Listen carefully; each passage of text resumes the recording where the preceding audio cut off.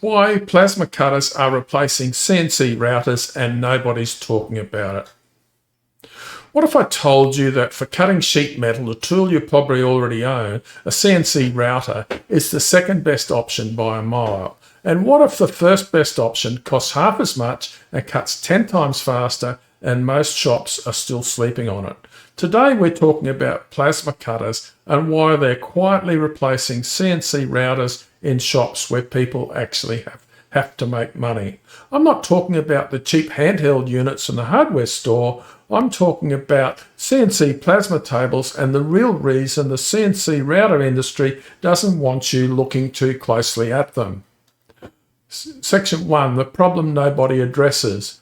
Why routers are the wrong tool for sheet metal. So let's start something which sounds obvious once you say it out loud, but nobody thinks about it when they're buying their first CNC machine. A router is designed to remove material by spinning a bit at high speed. That works beautifully on wood, plastic and aluminium, materials that cut cleanly and don't fight back. Sheet steel doesn't play by those rules. When you try to route steel, you're asking a spinning carbide bit to carve through material that's harder than the bit itself will ever be. You need lubrication, you need painfully slow feed rates, you need multiple passes, you wear out bits constantly, and the noise alone will make you reconsider every life choice that led to that moment. A single steel sheet that takes a plasma cutter 5 minutes might take a router 30, and the router's bit will be toast by the end of it. But here's the thing, when most people think plasma cutter, they picture a guy in a welding helmet dragging a held-head torch across a rusty plate. That's not what we're talking about. A CNC plasma table is a precision machine, the same gantry design as your router, same steppers or servos, the same control software. The difference is in the business end. The physics that make plasma win. The physics of why plasma destroys routing on metal. Think of it this way. A router is like trying to carve a steak with a butter knife. You get there eventually if you go slow enough and replace the knife every few bites. A plasma cutter is the steak knife that was designed for exactly this job, except it's a steak knife made of 20,000 degree ionized gas travelling at supersonic speed.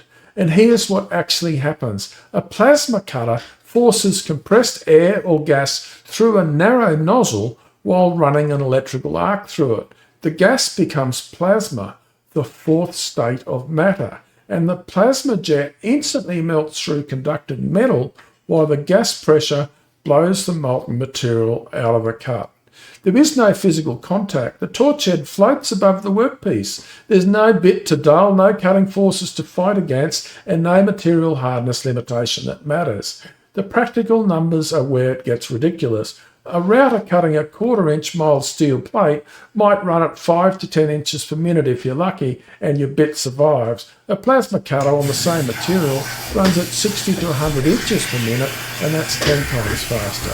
On thinner gauge sheet, 16 gauge, 18 gauge, plasma can hit 200 inches a minute. The router is still warming up and the plasma table is already done with the entire sheet. And the consumable cost? Router bits for steel are expensive and short-lived.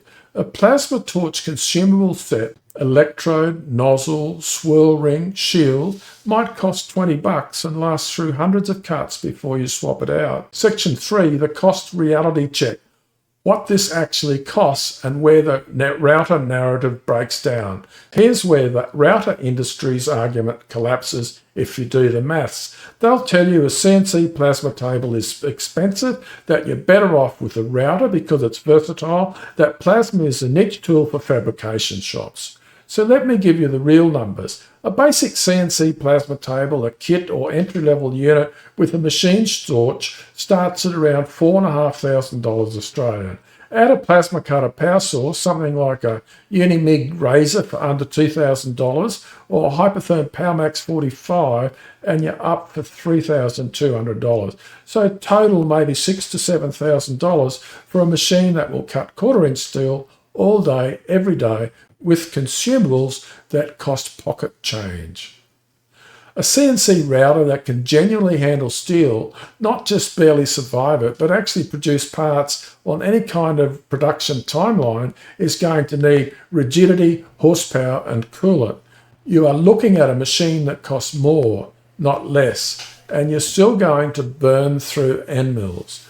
The hidden cost that nobody talks about is time. If your plasma table cuts a sheet in 5 minutes and your router takes 30, that's 6 times more parts per day. If you're running a business, that's the difference between profit and hobby. If you're a hobbyist, that's the difference between finishing a project on the weekend and spending the whole weekend making one part. Section 4, what plasma won't do and why it's fine. The honest limitations, because I'm not going to pretend plasma does everything. Look, I'm not just theorising here, I've run both. My plasma cutter was my daily driver for years before I built my current setup, and I spent enough time around CNC routers to know exactly where each one belongs. Plasma doesn't do 3D carving, it's a 2D process. You're cutting profiles out of flat sheet. If you need to carve a 3D relief into wood or machine a pocket into aluminium, the router wins and it's not even close. Plasma also leaves a slight bevel on the cut from the torch's angled arc, typically 1 to 3 degrees. For most fabrication work, that's perfectly acceptable. For precision mating surfaces, you might need a secondary operation. The surface finish is different too. A routed edge looks machined. A plasma cut edge has a characteristic dragline pattern and it may need a quick pass with a flap disc if aesthetics matter. But here's the trade-off. That cleanup takes 30 seconds and you just save 25 minutes of machine time, so you do the maths. The real sweet spot for plasma is sheet metal from about 26 gauge up to half an inch thick. Within that range on any conductive metal, it's not even a competition. Beyond half inch, high definition plasma or laser starts pulling ahead, but that's a different conversation for a different video. The shop floor reality, why shops are quietly switching. If you walk through fabrication shops right now, real shops making real parts for real money, you'll notice something. The routers are cutting wood, plastic and aluminium signs. The plasma tables are cutting the steel. It's not because their owners got sold on a sales pitch, because they did the arithmetic. Machine time is the bottleneck. If one tool finishes the job in 5 minutes and the other takes 30, the spreadsheet doesn't care about brand loyalty, and the technology is getting better every year.